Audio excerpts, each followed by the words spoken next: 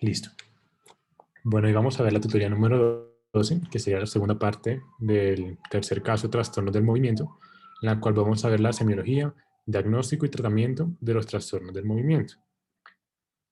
Entonces, primero hablaremos algo sobre la bibliografía, luego las manifestaciones clínicas de la enfermedad de Parkinson, haciendo pues mucho más énfasis en las no motoras, el examen neurológico, el examen motor neurológico, cuál es el diagnóstico de los trastornos del movimiento, cómo se hace diagnóstico diferencial, las herramientas diagnósticas más bien, y el tratamiento de la vía extrapiramidal, haciendo énfasis nuevamente en la enfermedad de Parkinson. Entonces, la bibliografía, pues esta es la bibliografía que les recomendamos. Y listo. Comenzaremos entonces con las manifestaciones clínicas de la enfermedad de Parkinson.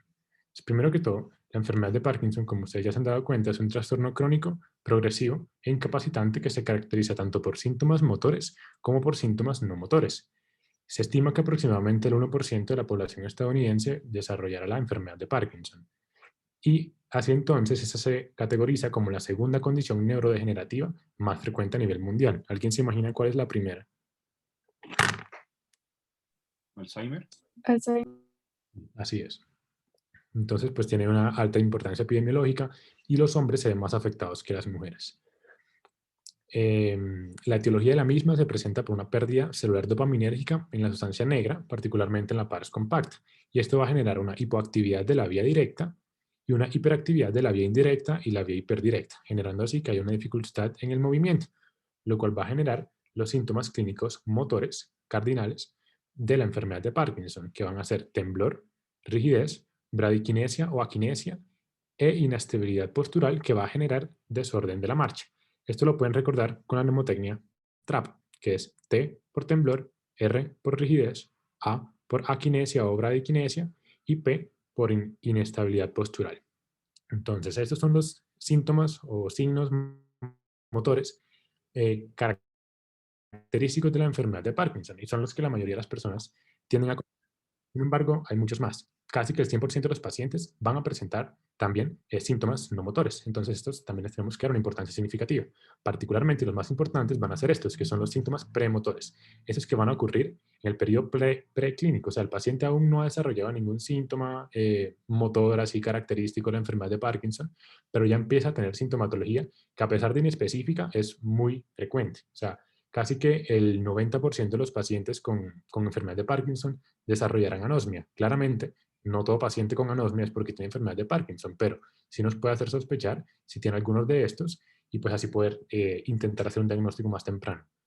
Otros síntomas no motores que tenemos, bueno, los que les había mencionado antes son los premotores, que son constipación, anosmia, desórdenes en el comportamiento producto del sueño REM o en el sueño REM y depresión. Estos son los que ocurren como antes de los síntomas motores. Pero hay otros que van a ser síntomas no motores que ocurren durante el periodo clínico del Parkinson. Y esos van a ser categorizados en síntomas neuropsiquiátricos como depresión, ansiedad, apatía, alucinaciones, entre otros. En otra categoría de síntomas no motores sensoriales, que ahí está la anosmia, la ageusia, el dolor, etcétera. Algunos que son autonómicos, vómito, náuseas, y hipotensión ortostática también es importante, y algunos desórdenes del sueño, que aquí el principal es insomnio. Y finalmente algunos cognitivos, como va a ser la demencia, que va a ser como el estadio final, pero también pueden presentar pérdida de la memoria, disfunciones ejecutivas, alteración de la conciencia, de la cognición, perdón, etcétera. Vamos a hablar entonces un poquito acerca de cada uno de esos grupos. Entonces, empezaremos hablando ya sobre la disfunción cognitiva y la demencia. Entonces, esta se ha visto que está mucho más asociada con el aumento de la edad. O sea, no es algo que ocurra al principio, sino que más bien ocurre al final de la patología. Y la severidad de los síntomas motores pues se va a ver relacionada también en cronicidad con la disfunción cognitiva y la demencia. Aquí estos pacientes van a presentar un tipo de demencia o pues se asocia la demencia por cuerpos de Lewy, que es una demencia de tipo subcortical. O sea, no es el mismo tipo de demencia de la enfermedad de Alzheimer, que es más bien cortical. Entonces, esta se caracteriza porque va a tener un retardo psicomotor de la memoria, pero principalmente de las funciones ejecutivas. Va a ser como lo primero que va a presentar el paciente. Y asimismo va a tener alteraciones en la personalidad. esta disfunción cognitiva y la demencia, se va a asociar con la fisiopatología que tiene de trasfondo la enfermedad de Parkinson. No sé si alguien había leído, pero bueno, la característica patológica más importante de la enfermedad de Parkinson son los cuerpos y las neuritas de Lewy, que son unos aglomerados de una proteína que se llama alfa-sinucleína, que se acumulan en las neuronas dopaminérgicas y, bueno, a grosso modo lo que hacen es que se mueran. Entonces, pues eso está oculto en la fisiopatología de la misma, pero es común a la fisiopatología de la demencia por cuerpos de Lewy. Entonces, es de esperarse que ambas tengan una sintomatología similar. Hay un momento en que las personas que tienen demencia por cuerpos de Lewy van a generar trastornos motores y un momento en el que los pacientes con enfermedad de Parkinson generarán disfunción cognitiva y demencia. Entonces, como dos enfermedades que finalmente van a tener una sintomatología muy similar.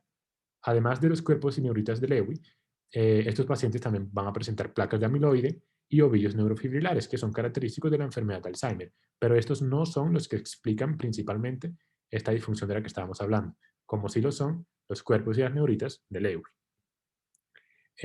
Bueno, otra cosa aquí es importante es que la demencia es un predictor de mortalidad en los pacientes. Bueno, y estas enfermedades de acúmulo de alfa-sinucleína, o sea, no sé si saben, pero el Parkinson y la enfermedad por demencia de cuerpos de Lewy no son las únicas. Hay otras alfa-sinucleinopatías. No sé si de casualidad alguien leyó algunas, o una, creo que solo me falta una.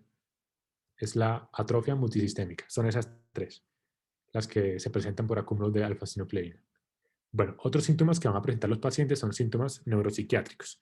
Aquí son importantes la psicosis y las alucinaciones, en las cuales vamos a ver que el síntoma psiquiátrico más común van a ser las alucinaciones visuales y generalmente son paranoides. Se aproxima que entre el 20 y el 40% de los pacientes tratados van a presentar psicosis y alucinaciones. Esa a los antipsicóticos, particularmente a los antipsicóticos típicos o a los cuerpos de Lewy. Y por eso ahorita vamos a hablar algo sobre los antipsicóticos y se van a dar cuenta cómo tienen una relación muy importante con la enfermedad de Parkinson. Bueno, otra sintomatología que presentan los pacientes, que es súper frecuente, es la depresión. Este es el desorden psiquiátrico más común y entre los pacientes se presenta aproximadamente un 50%.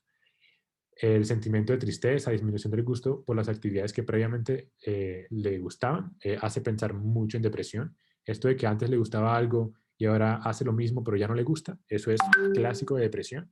Entonces tenemos que estar pendientes cuando el paciente esté presentando esto, porque, un segundo, porque esto es, o sea, los pacientes con enfermedad de Parkinson tienen un alto riesgo de suicidio y pues la depresión asimismo también incrementa el riesgo de suicidio. Entonces, pues deberíamos actuar con el paciente prontamente.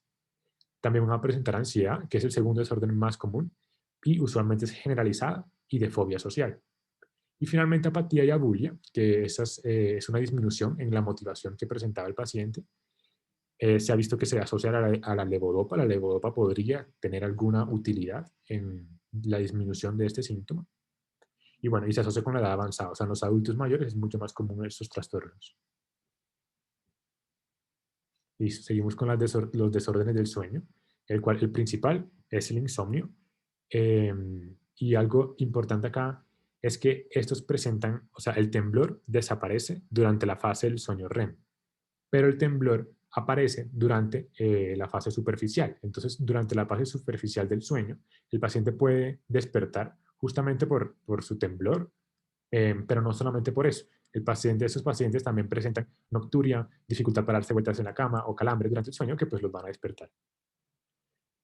Por otro lado, en la disfunción autonómica vamos a tener ortostasis, esto por el trastorno y los antiparkinsonianos, o sea, por los fármacos que le podemos dar al paciente, dificultades urinarias, siendo la reducción de la capacidad de la vejiga lo más común, disfunción sexual, que puede variar desde hipo hasta hipersexualidad, y también pueden presentar estreñimiento, disfagia y diaforesis. Aquí disfagia es uno de los síntomas, o uno de los síntomas que generan que el paciente pueda morir. Bueno, en cuanto a las anormalidades sensoriales, aquí está una de las más importantes, que es la hiposmia, una disfunción olfatoria, y usualmente ocurre muy temprano en el curso de la enfermedad. Adicionalmente, estos pacientes pueden presentar dolor, que se caracteriza por ser lancinante, ardor, puede generalizarse o localizarse en ciertas áreas, entonces tenemos que estar como muy pendientes. Yo sé que es súper inespecífico, pero pues cuando uno encuentra varios, ya puede ir haciéndose una imagen de lo que puede estar presentando el paciente. Y algo que pues, es muy difícil de explicar son las anormalidades dermatológicas. Los pacientes pueden presentar algo que se llama dermatitis seborreica, que se ve así como lo tienen esta señora aquí, que son estos parches como escamosos, un poquito eritematosos. Y esto como se ve asociado a las glándulas sebáceas, entonces se va a ver en el cuello cabelludo y bueno, se puede ver en la cara, en el pecho. También estos pacientes presentan alto riesgo de melanoma. Esta es una tablita en la cual muestran todos los signos y síntomas que puede presentar el paciente en el orden en el que lo hacen habitualmente. O sea, claramente esto no es una regla como que no puede pasar, no sé, fatiga antes que ansiedad, pero pues sí es aproximado a lo que ocurre en la realidad. Entonces miren que los síntomas que ocurren antes son hiposmia, depresión, ansiedad y constipación. Luego vienen ya los síntomas motores, bradiquinesia, rigidez, temblor. Ya luego empiezan los síntomas cognitivos, discinesias, urinarios, finalmente la demencia era de los últimos, y las caídas, que ya es cuando el paciente ya está anciano prácticamente. Y bueno, bueno, esa última de las caídas se ve muy asociada a la inestabilidad postural que tienen los pacientes, a la marcha que estos van a tener y pues a la dificultad para el movimiento en general que van a tener todo el tiempo. Bueno, vamos a ver ahora cómo es el examen motor neurológico. Entonces, el examen motor lo vamos a hacer como siempre en orden cefalocaudal. Entonces vamos a evaluar aquí fuerza, tono, trofismo, reflejos osteotendinosos y marcha. Siempre intentando comparar el hemisferio, el hemicuerpo izquierdo con el hemicuerpo derecho. Y la marcha pues la vamos a evaluar desde que el paciente ingresa a la consulta. Entonces vamos a iniciar con la fuerza muscular.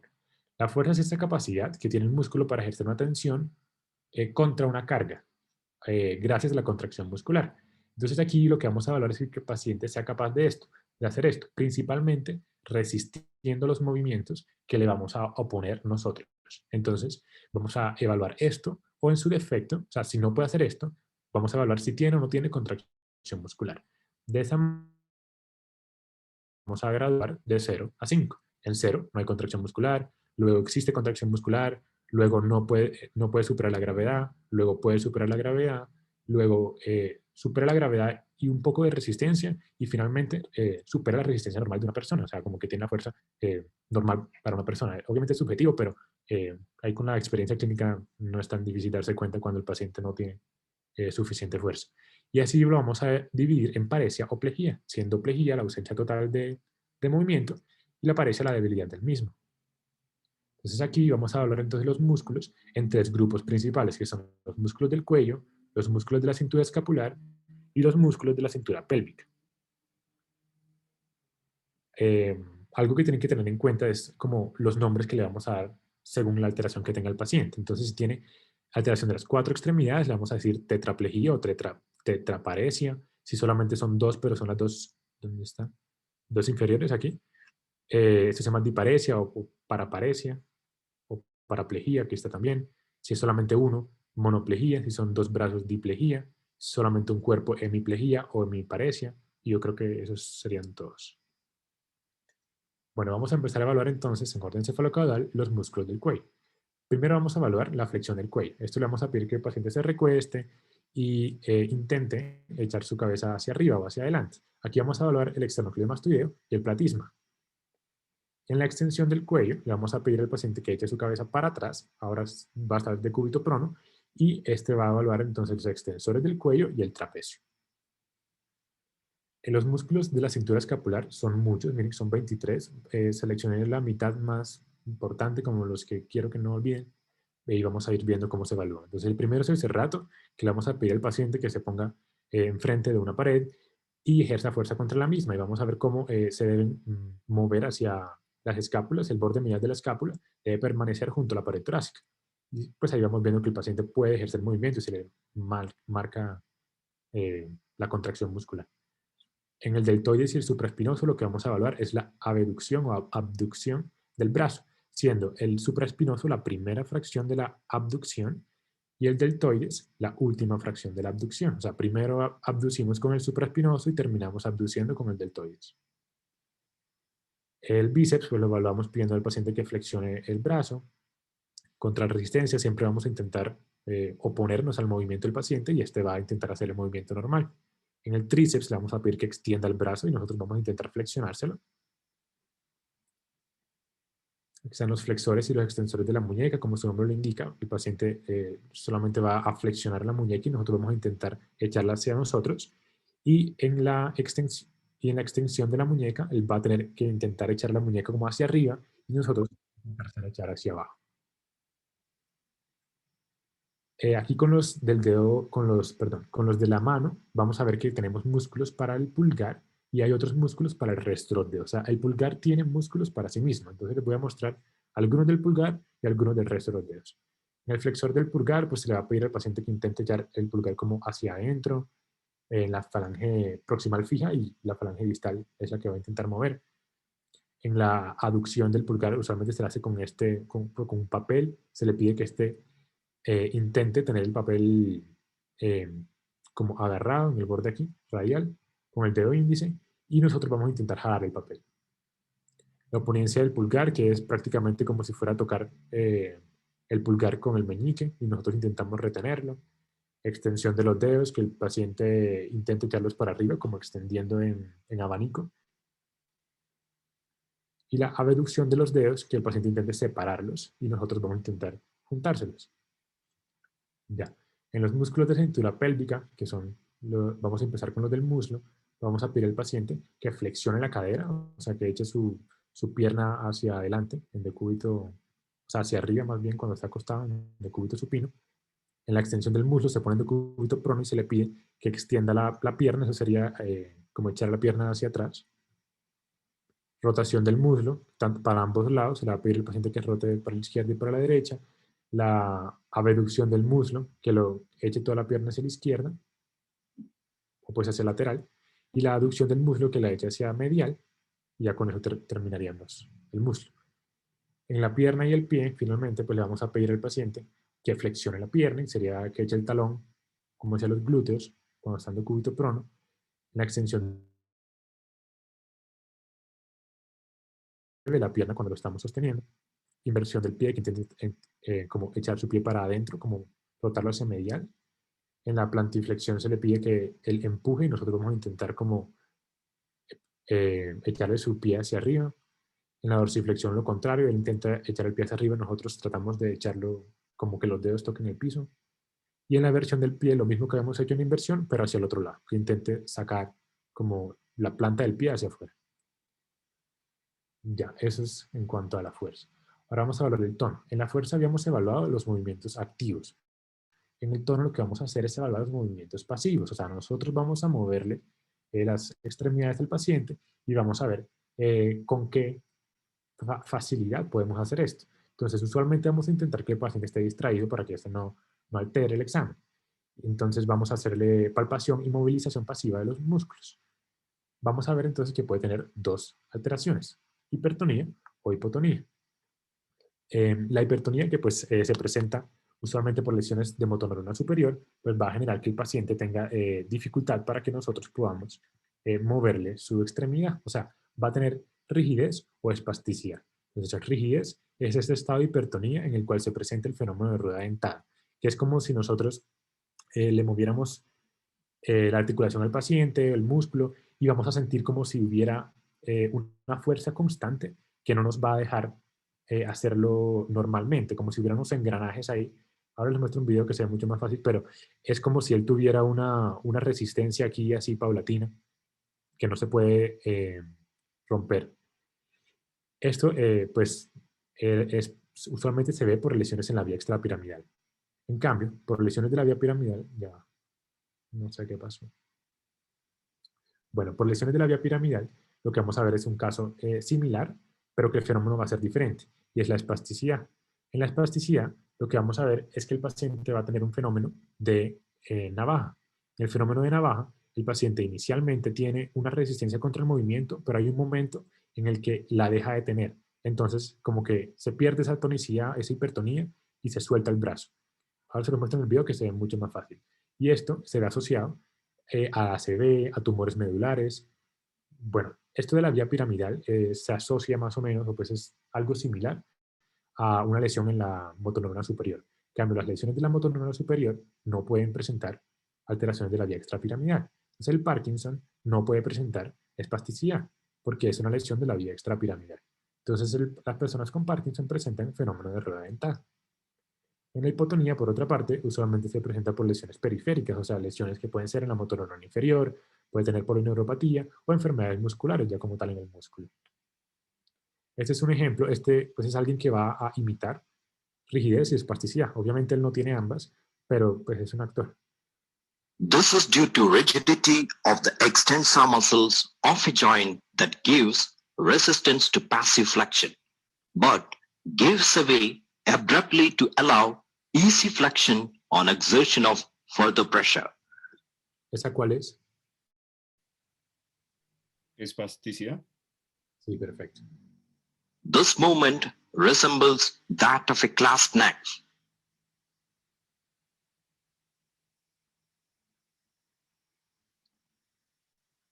A series of catches appears during passive flexion of the extremities. This is called as a cogwheel rigidity. This is a typical feature associated with Parkinson's disease. Entonces, listo. Entonces miren que en la espasticidad, si se hace lento, o sea, al principio el movimiento el examinador le hace un movimiento un poco lento y así él presenta, perdón, al principio el movimiento le hace un movimiento rápido, como que intenta echarle con fuerza al señor su brazo y esto le genera mucha resistencia. Pero cuando lo hace más lento o al final que lo hace más suave, genera poca resistencia y ahí es que se genera el fenómeno de navaja, que se le cierra el brazo. Aquí hay pues las diferencias que hay entre la espasticidad y la rigidez. Muchas van a estar asociadas con la vía piramidal y extrapiramidal, entonces muchas de estas ya se las saben, pero lo más importante era el lugar de la lesión. Espasticidad para la motoneurona superior y rigidez para los ganglios basales.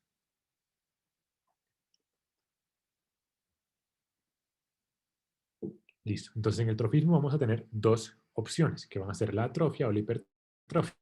En la atrofia vamos a ver cómo tiene disminución en la masa muscular. Esto se ve en lesiones o enfermedades como la más característica es la ELA, la atrofia, o la atrofia espinal progresiva más bien, que usualmente ponen a este señor, que es como la cara de la esclerosis lateral amiotrófica, pero no solamente es lo único que puede generar atrofia, o sea, también se puede presentar por desuso, sino que por el desuso es mucho más lenta. Esto es mucho más rápido. La hipertrofia se puede presentar hipertrofia fisiológica, que pues es la más común, por aumento en el volumen de la masa muscular, o, pues esta es la fisiológica, o por distrofias. Hay una serie de distrofias que también presentan hipertrofia, y a pesar de que son mucho más raros, pues hay que saber que se pueden presentar. Seguimos con los reflejos osteomusculares. Aquí vamos a ver que pues esas son respuestas desencadenadas al aplicar un estímulo sobre un tendón, sobre un periósteo, un hueso o aponeurosis. Entonces vamos a clasificarlos de 0 a 4 cruces. 0, no tenemos reflejo alguno. 1, están disminuidos. 2 o 2 cruces siempre es lo normal. 3, aumentados. Y 4 es clonos. ¿Qué es clon? ¿Alguien sabe qué es clonos? ¿Ya lo hemos hablado o no?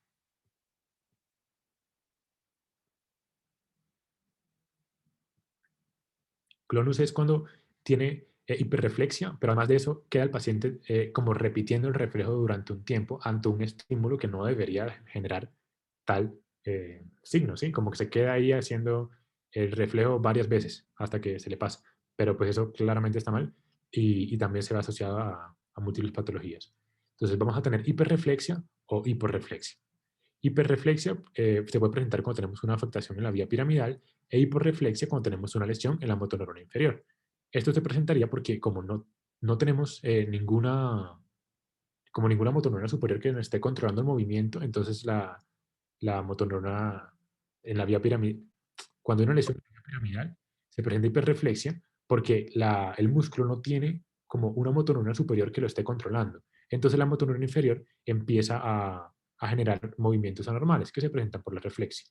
Yo sé que ustedes ya conocen esto, lo vieron alguna vez, pero era por si alguno aún no lo entiende, era que clasificamos en alguna persona, le ponemos las dos cruces según los reflejos osteomusculares más importantes, que son estos y los mismos que les pongo aquí en esta tablita. Estos son los que mayor valor clínico tienen. El del tríceps, bíceps, brachiorradial, el patelar, el rotular, el de Aquiles y el plantar. A todos les vamos a poner el número de cruces que tengan, excepto el plantar. El plantar, que es el mismo de Babinski, lo vamos a evaluar, lo vamos a graficar con una flecha hacia arriba o hacia abajo. Una pregunta, si el paciente, por ejemplo, tiene esto, o no, si el paciente tiene Babinski, nosotros cómo ponemos eso en la historia clínica, o sea, ponemos como Babinski positivo, hiperreflexia plantar, o sea, ¿qué ponen? Babinski positivo, ¿no? Eso es lo que como que todo el mundo siempre cree y en realidad no es así. O sea, cuando el paciente tiene Babinski, solamente ponemos signo de Babinski. O sea, no hay Babinski negativo. O sea, tiene reflejo plantar normal, o sea, flexión plantar, o tiene Babinski. Pero no puede tener Babinski negativo, no. O sea, la patología solamente se dice per se Babinski. Ah, bueno, y aquí les ponía como esta tablita, es chévere porque menciona el segmento medular del cual depende ese reflejo. Entonces, el bíceps depende de C5 y C6, el tríceps C7 y C8, y así sucesivamente. Estos son los importantes y sí sería bueno que se los aprendan. Santiago, en la afectación de la motoneurona inferior da hiporreflexia, ¿cierto? Sí, Hipo, inferior, hipo. sí, Y superior, sí, aquí hay un error. Esto es hipo. Y la superior, hiper. Casi todo en la superior está incrementado. Acuérdense así, como superior más está incrementado. Y la inferior está disminuido, excepto las fasciculaciones que pues sí se presentan. Esa es la diferencia. Listo. En los reflejos osteotendinos osteomusculares de los miembros superiores vamos a tener el bicipital, que estimulamos el tendón del bíceps y pues el paciente va a flexionar el brazo. En el tendón del tríceps, el paciente va a extenderlo. El brachiorradial, en el proceso estiloideo del radio, y va a tender a mover la mano como en rotación. El patelar, o el rotuliano, extendemos el tendón del cuádriceps, y el paciente es el que todo el mundo conoce, y el paciente va a tener como a patear. Aquí él está haciendo esto y no lo está haciendo como de casualidad. Esto se lo mandaron a hacer. ¿Alguien sabe de casualidad cómo se llamará eso? Ni idea. Esto hay veces que hay personas que no les sale tan fácil el tendón. Entonces les ponen a hacer esto como para que se concentren en otra parte y bueno, tiene su ciencia, pero se llama Drasic, por si querían saber.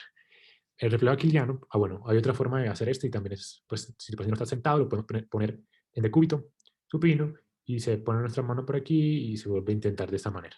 Pero pues lo más común es que lo hagan de la otra forma. En el aquiliano, pues vamos a estimular el tendón de Aquiles. También se puede hacer de esta manera y el paciente va a tender a como mover su pie en un momento.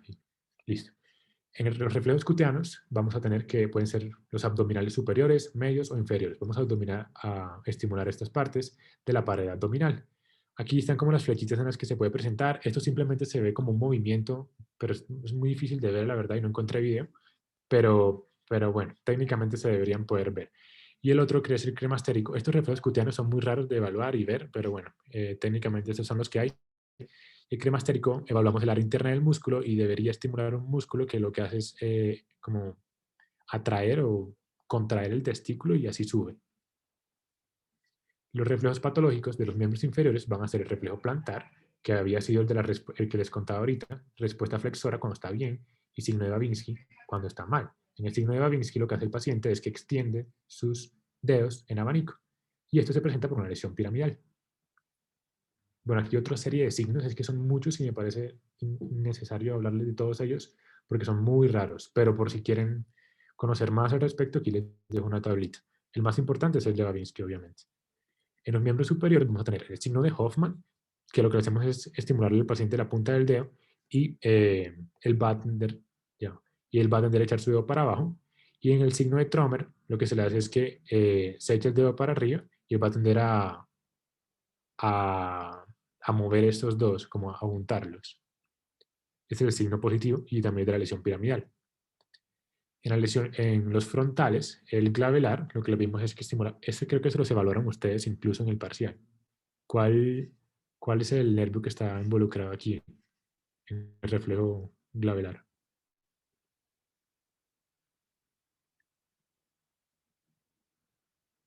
no estoy seguro, pero el facial, ¿Sí se lo preguntaron en el examen? No me acuerdo. no, creo que no. ¿Ah, no? Ah, bueno. Entonces sí. En realidad sí, creo que es que creo que es mixto, pero en parte sí es por el facial. Bueno, Esto se presenta por problemas piramidales, que sería por eso de la lesión, pero también puede presentarse por problemas extrapiramidales. Bueno, y finalmente la trompa de succión, que a veces es de los niños, el que le estimulan el labio al niño y él debería intentar succionarlo como si estuviera mamando. Y el de trompa hace lo contrario, como que vierte los labios y pues es completamente normal en un paciente adulto. Y se presenta por enfermedades neurodegenerativas. Bueno, en cuanto a la marcha, vamos a ver que los 5 tipos de marcha más importantes son estos, y me parece más importante que las sepan reconocer semiológicamente y pues en qué pacientes se puede presentar. Entonces les voy a mostrar un videito de cada uno, son cortos. The gait that I'm going to demonstrate now is the hemiparetic gait. This gait, if we were to demonstrate it, we need to be able to show the extension of the leg and internal rotation. So the leg is too long. We get circumduction with the paretic side. But very importantly as well is that the upper extremity is very much involved. And so there's adduction of the shoulder, flexion of the elbow, pronation of the wrist, the thumb is tucked under, and a cortical fist. So this is the position of the hemiparetic gait. Listo. Esa fue la marcha hemiparética y esa se presenta cuando el paciente tuvo o tiene un evento cerebrovascular o una lesión que ocupa espacio, tipo un tumor o bueno, cualquier más. The last gait that I'm going to demonstrate is the ataxic gait. In the ataxic gait, the patient has difficulty narrowing the station and maintaining balance. So typically they'll have a wide stance, is trying to maintain balance, and that there oftentimes will be unsteadiness in the trunk. So there may be some truncal titubation, which is an anterior-posterior tremor at about 3 hertz. And there's also a tendency to lunge or to jerk sideways, and the patient then has to catch themselves. Of course, one of the ways to bring out this particular type of problem is to narrow the station, asking the patient to walk tandem. So if I then am ataxic, and then try to walk tandem, then I'm going to have difficulty. Listo. Esas lesiones son habitualmente cerebelosas o del tallo, lesiones vestibulares, y es la que también denominan la marcha del borracho. The next gait is the spastic diplegic gait. In this particular gait, both lower extremities are affected, and the lower extremities are affected more than the upper extremities. So the posture, the position of this particular gait is there's flexion at the hips, flexion at the knees, and the feet or the ankles are extended and internally rotated. And there's also tight adductors, so there's adduction at the knees. So it is a swinging gait with both sides, both lower extremities. You can hear a different pattern than the paretic gait. But this is not all. The upper extremities are also involved. Again, not as much as the hemiparetic gait, but for the upper extremities, the extremity is carried in a low guard or a mid guard position, and you don't have the normal associated movements in the upper extremity.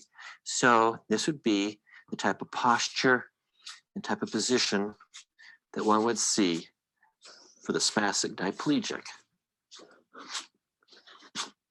Listo. Esta es espástica, como su nombre lo indica. O sea, lo que tienen es como una paraparesia espástica. Se puede ver por lesiones, no sé, lesiones tumorales, desmielinizaciones de la médula espinal, pero pues es más rara. La más importante es la parkinsoniana. This gait is the gait that is a hypokinetic gait. The prototype is Parkinson's or Parkinsonian type of gait, in which the patient will have a posture in which he'll be stooped over, leaning forward, and then we'll have difficulty as far as initiating gait. When the gait is initiated, there are small steps. Oftentimes there's a tremor associated with this. And as the gait progresses, there may be a picking up of speed, or what's called a fenestrated gait. And in turning, instead of having the normal turning, the patient will turn en bloc, which means they'll turn almost as statue moving around. And again, having difficulty starting in the marsh petty paw.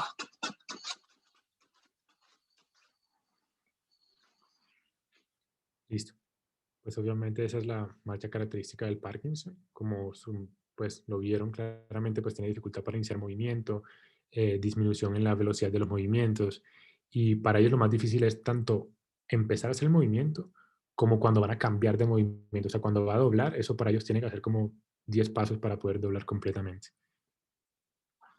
The next gait is going to be that of a neuropathic gait in which the distal lower extremity is affected. For this particular gait, the person has the inability to dorsiflex the foot. And so the foot is actually a foot drop, and the person must step high in order to clear the foot. So if I don't step high enough, I'm going to drag the toe of the shoe. And so what happens is the person steps high. Listo. Y esa es la marcha en este paje, que es similar, pues más o menos, como si caminara así un caballo. Y creo que la única enfermedad que he leído que la tiene es la enfermedad de Charcot-Marie-Tooth, que pues es característica de esta y ya, no conozco más. The gait that I'm going to demonstrate now is the gait. Listo. Bueno, entonces vamos a ver ahora el diagnóstico de los trastornos del movimiento. ¿Cuáles son las herramientas diagnósticas que podemos utilizar y pues para qué nos sirven? Entonces, lo primero que podemos mandar cuando queremos dilucidar el tipo de trastorno del movimiento que tiene un paciente son los tests de orina y sangre. El primero es el cobre en suero y orina y la ceruloplasmina en suero. Entonces, esto es útil para el diagnóstico de la enfermedad de Wilson. ¿Quién me cuenta qué es la enfermedad de Wilson? Por lo que se acuerden. Pues básicamente es que hay una alteración en el metabolismo del cobre y se genera una acumulación en los tejidos. Listo, perfecto. Es una enfermedad autosómica recesiva y lo que presentan los pacientes es una mutación que hace que no tengan un canal que permite que salga el cobre desde el hígado hacia la periferia. Entonces, como no puede salir adecuadamente, él sale y se va en forma de ceruloplasmina por el suero. Entonces, como no puede salir bien y irse en ceruloplasmina, hay baja ceruloplasmina en suero. Y hay un momento en el cual está tan acumulado que él empieza a desbordarse, se sale del hígado y como es tanto, se incrementa el cobre en suero. Pero entonces vamos a tener cobre incrementado en suero, pero ceruloplasmina baja. Entonces esto se va a caracterizar la enfermedad de Wilson y se le va a poner que si tiene más de 100 microgramos de cobre en suero y tiene menos de 20 de ceruloplasmina en suero, tiene enfermedad de Wilson. Pero hay otro tipo de diagnóstico y es si el paciente presenta los anillos de Kaiser-Fletcher, que son, ¿alguien sabe cómo se ven? Es una acumulación de cobre que sale en la periferia de los ojos, de la córnea. Sí, perfecto. Que es Así de es. color rosada dorada. Pues, así es. Entonces, cuando el paciente tiene esto, que es un signo súper clave de la enfermedad de Wilson, ya no le pedimos que tenga más de 100 microgramos de cobre en suero, sino que tenga 40. Con 40 ya es suficiente y hacemos diagnóstico. Bueno, también podemos traerle conteo sanguíneo completo y velocidad de sedimentación, pero esto va a descartar más bien policitemia, lupus y vasculitis, que las tres pueden presentar trastornos del movimiento. En la bioquímica sanguínea vamos a visualizar la disfunción hepática, que se relaciona con la enfermedad de Wilson, o de degeneración hepatocerebral adquirida. También vamos a ver que él puede tener hipertiroidismo o hipocalcemia, y ambas se pueden asociar a corea. Asimismo, desórdenes metabólicos que pues, se van a ir asociando a mioclonos, pero en realidad el mioclono se puede presentar como se puede ver en muchos tests y es como inespecífico, entonces la clínica es más importante. En general aquí la clínica va a ser mucho más importante que estos tests. Bueno, otro test serológico que podemos hacer nos va a permitir descartar el lupus o el síndrome anticoagulante lúpico. Estos pues sí son más específicos. En los tests electrofisiológicos vamos a hacer, o se puede hacer, un electroencefalograma que evalúa mioclonos, como ya hemos visto, y además permite distinguir entre las disquinesias paroxísticas de las crisis epilépticas.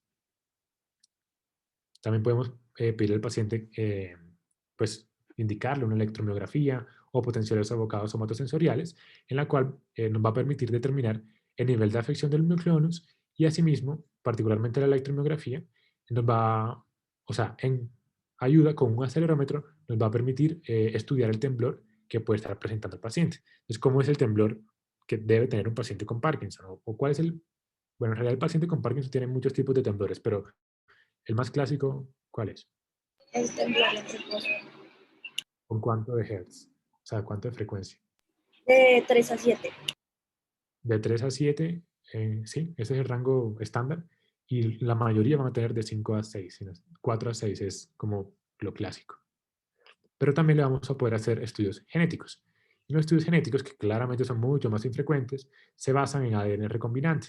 Y aquí vamos a ver que hay un par de enfermedades, particularmente de herencia genética, que son la enfermedad de Huntington y la enfermedad de Wilson, el cromosoma 4, y la enfermedad de Wilson, que es la de herencia, de Huntington es de herencia autosómica dominante y de Wilson es de herencia autosómica recesiva. Este tiene más difícil. La verdad es que está más estudiado como es más clara la genética que tiene la enfermedad de Huntington y es diagnóstico de la misma. O sea, ahí sí toca hacer el diagnóstico, pero usualmente la clínica también es muy clara porque el paciente va a mostrar que su padre seguramente tenía enfermedad de Huntington, murió a los 45 años y tiene la misma sintomatología, pues ya es fácil hacer diagnóstico. Bueno, vamos a ver entonces en cuanto a las neuroimágenes. Una de las que podemos mandar es la TC, la TAC, o la imagen por resonancia magnética. Entonces, esto nos va a permitir, como que ambas en realidad permiten ver las alteraciones estructurales que puede tener el paciente. Entonces, esto no va a permitir hacer diagnóstico de Parkinson. La enfermedad de Parkinson no se ve en una resonancia, en un TAC. Entonces, lo que va a permitir que hagamos es diferenciar o descartar los otros diagnósticos que pueden tener los pacientes. ¿Qué nos permite ver? Podemos ver un tumor, patologías vasculares u otras lesiones estructurales. Entonces aquí esto va a ser característico de parkinsonismos, sí, en general de los parkinsonismos van a presentar alteraciones que no presenta la enfermedad de Parkinson. Aquí hay unos ejemplos después. Bueno, por ejemplo, la de Huntington va a presentar atrofia del caudado, creo que acá se ve. No sé si se dan cuenta, pero miren cómo los ventrículos laterales están mucho más grandes de lo que deberían estar. Y no es por una hidrocefalia. En realidad, porque el caudado, que debería estar aquí, la cabeza del caudado, no está presente. Entonces, como hay un espacio que queda libre, lo llena el líquido cefalorraquídeo. Se va incrementando el tamaño de los ventrículos. También se pueden ver una serie de anomalías que se ven en la enfermedad de Wilson, pero pues esas son mucho más inespecíficas, la verdad. Y pues acá también podemos ver un tumor que se ve pues clarito, que también puede presentar sintomatología motora. Cuando vamos a evaluar el metabolismo cerebral, también por neuroimágenes, lo primero que podemos indicar es un PET con esto que se llama 18FFG. ¿Alguien sabe la sigla de eso? Ni idea. Bueno, Es fructosa. Yo sé que es fructosa. sí, exacto. Es un azúcar. Agregar un fósforo, no sé, hierro, no sé. A ver, no, es un azúcar. En realidad creo que es una glucosa y no estoy más 18. El flujo de oxiglucosa es. Así es. Lo que va a hacer esto es que va a medir el metabolismo cerebral. Y eso es importante que lo tengan claro, porque lo pueden confundir con otra que les voy a mostrar ahorita, que es la 18FOPA. Entonces, aquí se tienen que dar cuenta que esto va a permitir diferenciar la enfermedad de Parkinson de otras formas atípicas de parkinsonismos degenerativos. Porque aquí podemos ver que esto muestra un incremento en la actividad de los ganglios basales, del puente, del cerebelo, y asimismo una reducción en la corteza premotora, el área motor suplementaria y la corteza parietal posterior. Esto es apenas lógico, esta reducción que tenemos en la función de estas últimas áreas que les comento, pues por todo lo que hayamos visto de las vías del movimiento. Entonces, como no se están activando del todo, pues apenas lógico que estén hipoactivas las vías que deberían activarse para poder moverse. Esto entonces, miren que lo que nos va a permitir es diferenciar las formas atípicas de parkinsonismos degenerativos. ¿Y cuáles son los parkinsonismos de...? Ay, no puede ser. Salió detrás de esa imagen. Voy a quitar esto. Ahora les digo que era eso. Estos son los parkinsonismos degenerativos y los parkinsonismos no degenerativos. Entonces, esto lo que nos va a permitir diagnosticar son principalmente los degenerativos, que son la enfermedad por demencia de cuerpos de Lewy, la atrofia espinal múltiple, bueno, etcétera, los que tienen aquí. Y los no degenerativos los vamos a ver principalmente evaluando la función dopaminérgica. Esto haciendo un SPECT. Entonces, con el SPECT mandamos este radioisótopo que nos va a permitir evaluar los transportadores de dopamina. Entonces, vamos a ver que estos van a tener una reducción de los transportadores de dopamina. Y esto tiene una sensibilidad y una especificidad altísima y permite diferenciar así la enfermedad de Parkinson de algunos parkinsonismos no degenerativos. Y la más alta importancia la tiene el temblor esencial. En el temblor esencial sí es clarita la diferencia, pues aquí no tienen nada, no tienen razón para estar disminuidos el transportador de dopamina. Entonces, aquí estamos evaluando la función dopaminérgica. O sea, acá arriba estábamos evaluando metabolismo cerebral con PET. Aquí evaluamos función dopaminérgica con SPECT. Pero ahora también podemos evaluar función dopaminérgica con PET. Y esto lo vamos a hacer con estos otros dos, que son la 18-fluorodopa, que es la que les digo que no se vayan a confundir con este otro. Y, bueno, este otro que sí, pues no es tan importante que se lo sepan. Pero lo que van a ver con ambos es que hay una reducción en los transportadores vesiculares de monaminas tipo 2. Estos son como los transportadores que van a llevar la dopamina hacia la hendidura sináptica. Entonces, pues va a haber una disminución de estos y asimismo de descarboxilasa de aminoácidos L-aromáticos, que ahorita les muestro cuáles cuando estemos viendo farmacología. Esto principalmente en el putamen posterior. O sea, el putamen, que era esa imagen que me tocó quitar, se va a ir afectando desde posterior hacia anterior. Como pueden ver aquí, miren, esta es una imagen con un paciente con enfermedad de Parkinson, que le están haciendo justamente esto a la 18-fluorodopa, o esto es un PET, y miren como en la parte anterior él aún tiene como rojitos que tiene actividad ahí, entonces aquí tienen su descarboxilasa de aminoácidos aromáticos y no sé qué, pero atrás ya no lo tiene, porque el orden en el que se va afectando es así, ¿listo? Entonces como que así se va viendo el putamen. Bueno, aquí están las otras imágenes como de las otras cosas que se pueden evaluar. Este era el primero, el metabolismo cerebral, que va a mostrar todo el metabolismo cerebral en general, y pues vamos a ir viendo las áreas hipoactivas e hiperactivas. Y acá están los otros. Este es el PET que nos estaba mostrando las vesículas. Miren cómo se ve una alta actividad en un paciente normal. En cambio, un paciente con enfermedad de Parkinson no tiene. No tiene vía nigroestriada adecuada, entonces no tiene por qué tener vesículas de dopamina. Aquí podemos verlo también cuando estamos evaluando. Este es ¿cómo es? El canal como tal que permite que se recapte la dopamina. Miren cómo se ve en un paciente normal, abundante. En un paciente con enfermedad de Parkinson prácticamente no hay. Bueno, los estudios genéticos que ya se los había contado. Y la evaluación psicológica, lo que vamos a evaluar es que el paciente pueda tener algunas alteraciones cognitivas o alteraciones afectivas que adicionalmente a lo que ya tiene el paciente, nos va a permitir hacer el diagnóstico de enfermedad de Huntington o demencia difusa por cuerpos de Lewy. Por ejemplo, esta enfermedad de Huntington, o sea, es súper importante la psicología que tiene detrás de esta enfermedad. O sea, sería muy bueno que le echaran un ojo, porque también es clásico. O sea, el paciente se empieza a poner agresivo y cambia mucho su personalidad. Y esto, pues también se puede ver muy asociado, nos puede ayudar mucho a hacer el diagnóstico. Además, hay otras anomalías del comportamiento que se presentan en una serie de trastornos, como son el déficit de atención y hiperactividad, el síndrome de Gilles de la Tourette.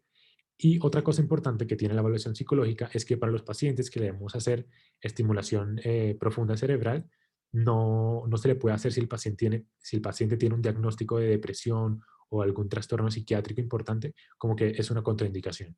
Entonces, como que también nos permite como ir orientando el manejo del paciente. Entonces, finalmente, ¿cómo hacemos el diagnóstico de la enfermedad de Parkinson? Son 3 pasos. El primer paso es diagnosticarlo como tal, como un parkinsonismo. Entonces, él tiene que tener bradiquinesia, o sea, sí o sí bradiquinesia, más uno de los siguientes: rigidez muscular, el temblor de 4 a 6 Hz y la dificultad en la marcha, la inestabilidad postural, etc. Entonces, tiene que tener esto. Luego vamos a descartar esta serie de síntomas o signos o hallazgos que pues son como característicos de otros parkinsonismos u otras enfermedades que podemos estar confundiendo. Y finalmente, lo que vamos a ver es que tenga alguna de estas características que están aquí, que puede ser que responda perfectamente a la levodopa, que es de las más comunes que hay, o cualquiera de las otras que salen aquí en pantalla. Algo importante o clásico de la enfermedad de Parkinson es que esta usualmente es unilateral o empieza unilateralmente. Pero bueno, con cualquiera de estos otros más esto que habíamos visto antes, ya tenemos el diagnóstico de la enfermedad de Parkinson. Miren que es clínico, o sea, con un diagnóstico clínico lo podemos hacer aquí sin ningún problema. Y otra cosa que pues, pueden darse cuenta es que no necesariamente tiene que tener temblor en reposo. O sea, puede tener otra combinación aquí y no tener temblor y tiene enfermedad de Parkinson. Entonces, como tal, siempre tenemos que estar pensando en los otros síntomas o signos que tiene el paciente, no sobre el temblor, y pues porque es el más clásico. Bueno, ya lo último que vamos a ver es el tratamiento de la vía extrapiramidal del movimiento. Aquí les vamos a hacer mucho más énfasis en Parkinson y las otras patologías extrapiramidales del movimiento se las voy a intentar poner en Instagram en estos días para que las puedan revisar ahí y nos haga más larga la tutoría. Entonces, lo primero que vamos a ver es la levodopa. La levodopa, que siempre la vamos a encontrar acompañada de carbidopa, es el precursor inmediato de la dopamina. Entonces, este sí puede pasar la barrera hematoencefálica. Entonces, no le podemos, o sea, si el paciente tiene Parkinson, no tiene dopamina, pues lo clave sería ponerle dopamina, pero no podemos ponerla porque la dopamina no atraviesa la barrera hematoencefálica. Entonces, nos toca usar el precursor inmediato de este, que es la levodopa. La levodopa, pues obviamente esta es sintética, pues la hacemos en las casas farmacéuticas, pero ¿cuál es? O sea, también secretamos una dopamina endógena. ¿Alguien sabe cómo se secreta eso? O sea, de qué vía viene? ¿Cuál es el aminoácido que es el precursor de la dopamina?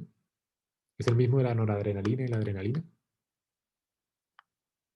O sea, de las catecolaminas. No puede ser, se los dejaré de tarea porque eso lo vimos en bioquímica también. Bueno, esto de levodopa es el gold estándar que tenemos para el reemplazo de la dopamina en la enfermedad de Parkinson. O sea, este es un medicamento que le va a servir al paciente con Parkinson prácticamente siempre. Es el que tiene la mejor evidencia, la mejor efectividad. Entonces, como que en general todos los pacientes van a tener levodopa. Si no lo tienen, o sea, clásicamente en algún momento lo van a tener.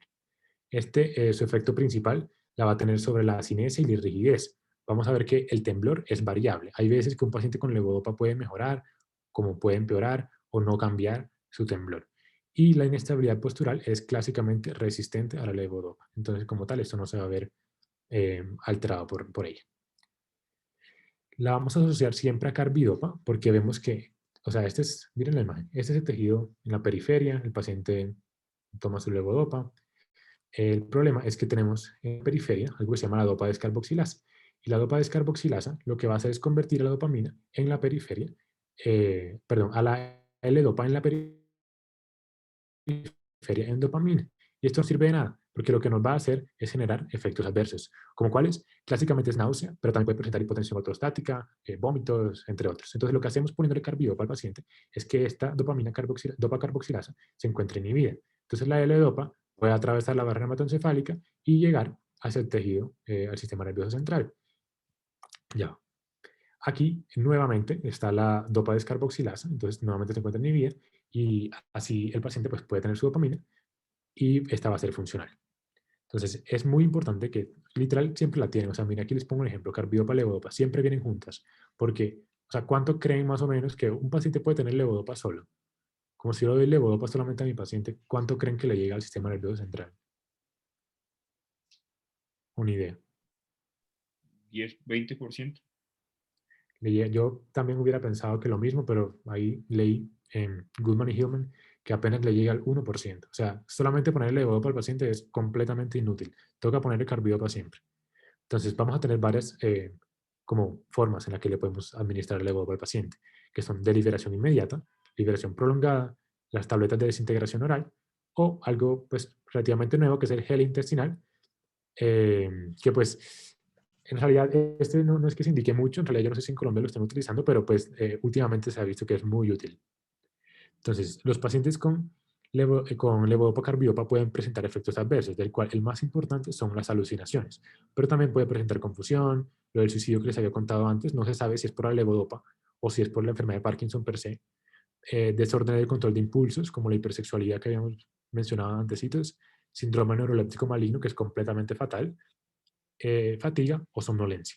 Si el paciente tiene alucinaciones, le vamos a poner un antipsicótico. Pero los antipsicóticos van a tener dos tipos, que son los antipsicóticos atípicos y los antipsicóticos típicos.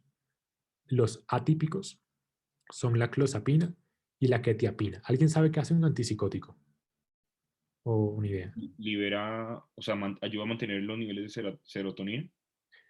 Sí, ellos en realidad hacen varias cosas, pero por lo que se ven asociados aquí es porque inhiben a la dopamina, o sea, literal bajan la dopamina. Y en un paciente con Parkinson, que tiene poca dopamina, de nada le sirve que le pongan un antipsicótico típico, que lo que va a inducirle son parkinsonismo, o sea, le va a empeorar. O sea, no se le puede dar por nada del mundo un antipsicótico típico a un paciente con Parkinson. En general se han entrado en el desuso porque generan parkinsonismos. Entonces, mejor utilizamos los nuevos, que son los atípicos, que son clozapina y quetiapina. ¿Qué otra cosa no se puede utilizar? La metoclopramida, que ¿alguien sabe qué es o ni idea?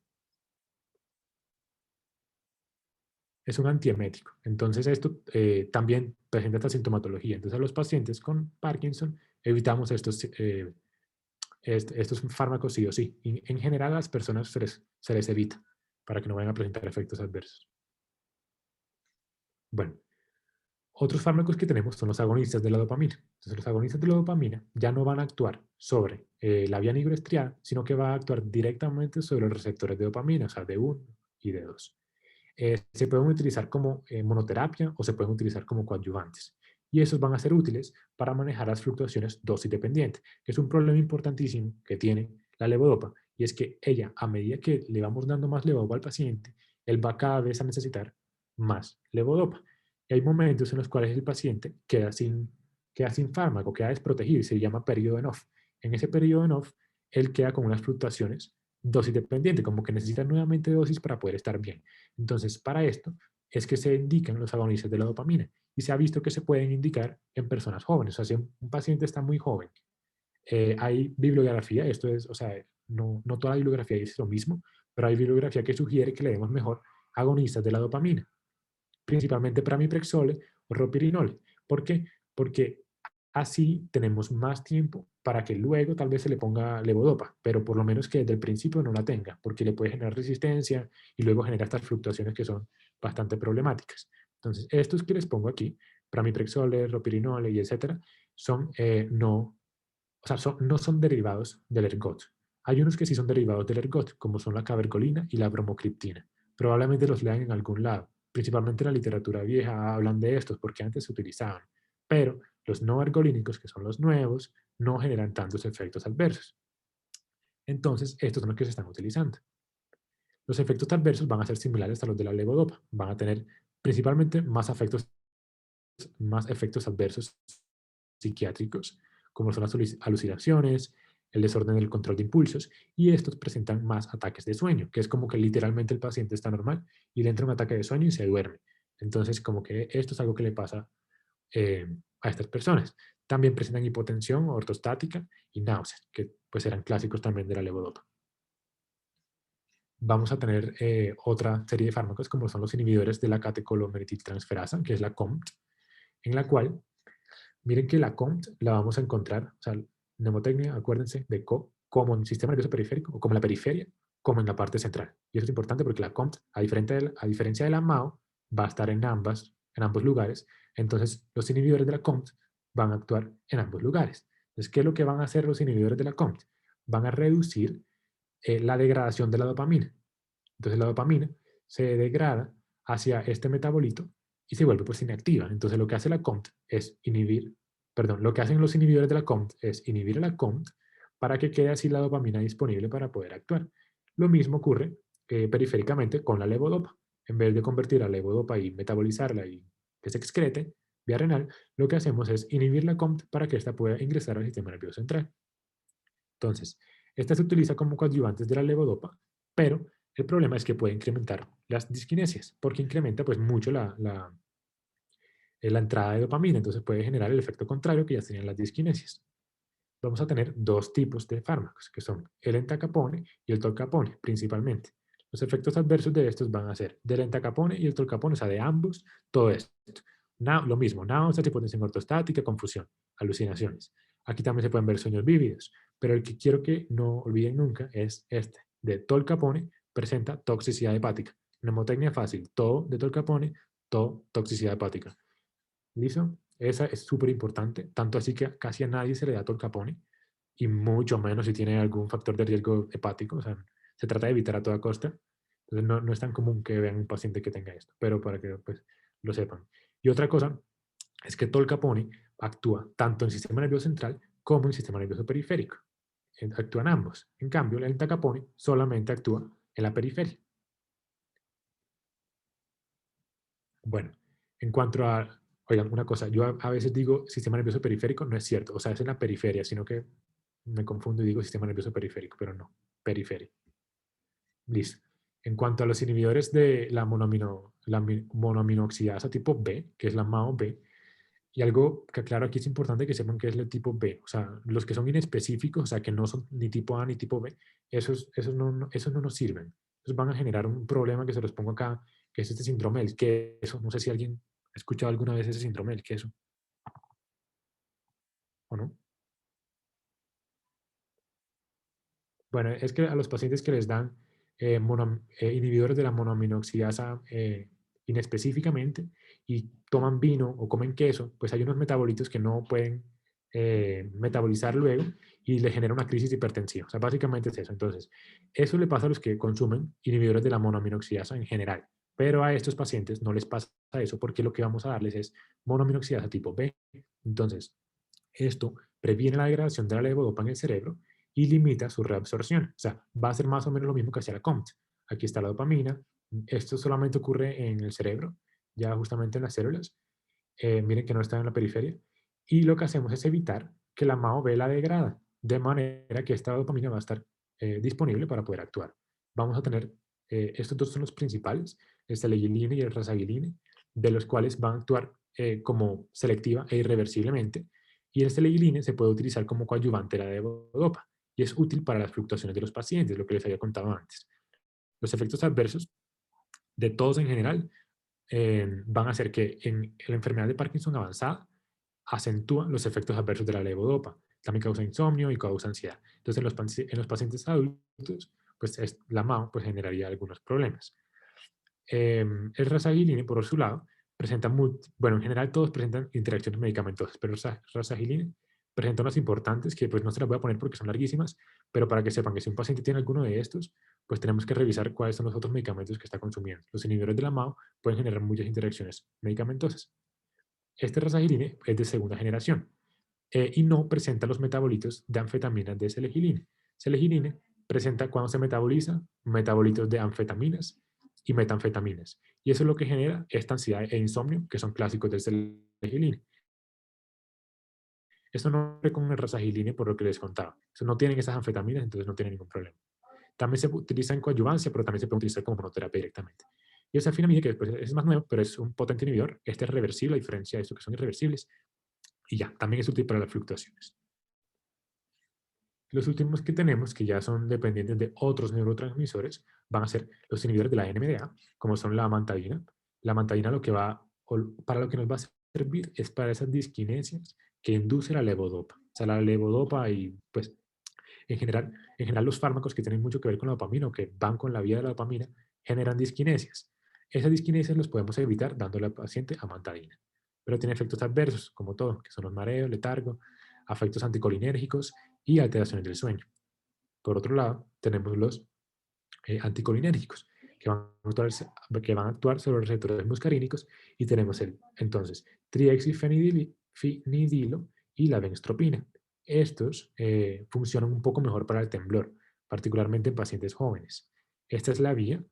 En el striatum, además de lo que habíamos visto antes de la dopamina, o sea, de la inervación dopaminérgica y la inervación glutamatérgica, sí, pero aquí sale es la GABAérgica, también actúa la acetilcolina. La acetilcolina actúa como estimulador de las neuronas GABAérgicas, entonces pues tiene una función inhibitoria. Entonces, lo que hacemos es inhibirla y así podemos mejorar el movimiento. Bueno, los efectos adversos que tiene son confusión, boca seca, retención urinaria y constipación. Se dan cuenta entonces que esto pues es algo que es muy común en los pacientes adultos, en los pacientes mayores. Entonces los vamos a intentar evitar en pacientes adultos. Y tienen como efectos adversos sedación y confusión mental. Entonces, ¿qué vamos a hacer con la enfermedad de Parkinson? ¿Cuál es el tratamiento que le vamos a dar?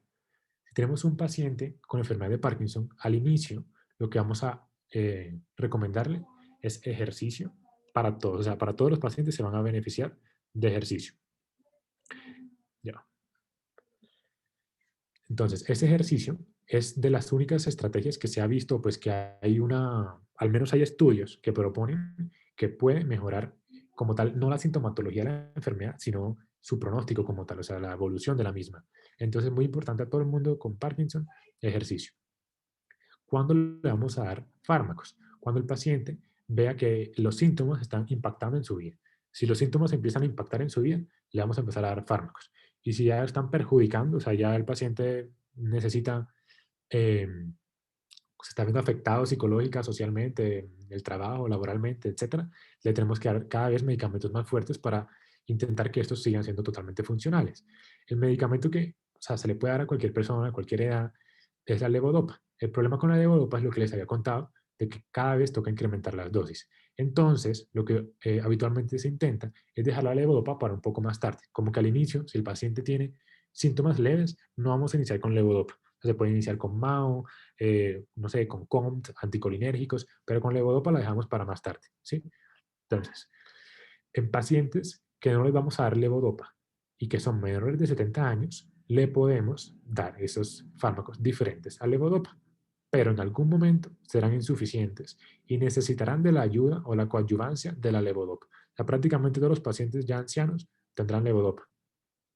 Por esto y también porque los pacientes ancianos no toleran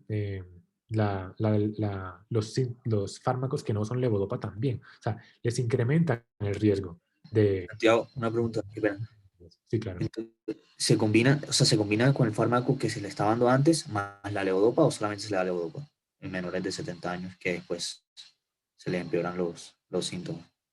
Se le agregan otros fármacos. O sea, Ah, ok. sí, casi siempre vamos a estar agregando fármacos.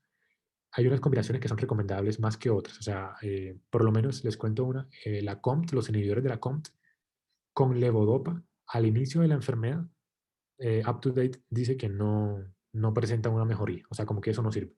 Entonces, como que toca estar revisando cuáles son las mejores combinaciones, pero en general, pues individualmente todos van teniendo su utilidad. Y a medida que el paciente vaya empeorando, le vamos a ir pues dando levodopa y luego incrementándole la dosis de la de levodopa hasta que ya el paciente empieza a presentar disquinesias. Y esto es la enfermedad avanzada que pues ahora les cuento qué hacemos. Entonces, los pacientes mayores usualmente no se le puede dar como cosas diferentes a la levodopa. Si se puede dar levodopa, denle levodopa. Y si no, pues luego toca ver qué hacer, pero usualmente con levodopa pues van a estar bien. En cuanto a la enfermedad de Parkinson, cuando ya está avanzada, el problema va a ser que la levodopa ya está presentando disquinesias y que ya está, entre comillas, refractaria. Entonces el paciente va a tener unos periodos en los cuales no está siendo tratado, o sea, tiene sus síntomas afectándolo. Entonces uno diría como, ok, entonces, ¿qué vamos a hacer si el paciente tiene estos síntomas que le ocurren antes de que se tome el medicamento? Entonces, le podríamos aumentar la frecuencia del tratamiento, o sea, que tome más veces levodopa. Lo que no se puede hacer es incrementar las dosis de la levodopa tanto porque hay un momento en que ya se pasa para disquinesias. Entonces, las otras cosas que podemos hacer es darle levodopa de liberación prolongada, podemos darle inhibidor de la COMT, de la MAO o agonistas de la dopamina, que ya hayamos visto que pues tienen una utilidad muy grande también, principalmente en personas jóvenes. Y en las disquinesias, que es cuando ya les había contado que el paciente tiene mucha levodopa, o sea, le estamos dando una dosis muy alta y ya le está generando estos trastornos del movimiento, tenemos que identificar cuál es la dosis máxima que el paciente tolera. Y a partir de esta, dejársela y adicionarle amantadine, que era el que les había contado antes del NMDA, que funcionaba para las disquinesias, o le cambiamos a levodopa de liberación prolongada, que pues va a ser siempre mejor, pero claramente es más costoso, pero pues sus beneficios son superiores, lógicamente.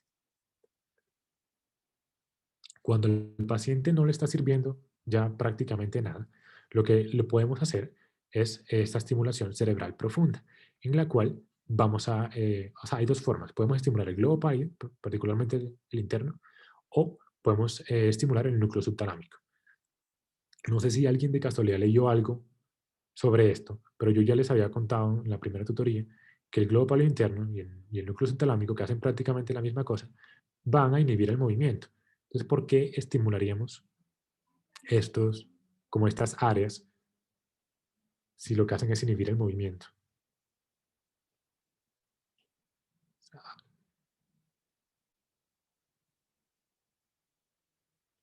Es que lo que hace esto, o sea, lo estimula a una frecuencia tan alta que es como si lo estuviera lesionando, pero sin dañarlo. O sea, lo tiene hipofuncionante, o sea, no funciona. Entonces, por eso, pues es que son funcionales para los pacientes con enfermedad de Parkinson. Este es el neuroestimulador que se les coloca, que se extiende hasta este área, luego ingresa a través del parénquima y va a generar ese efecto sobre estas dos áreas.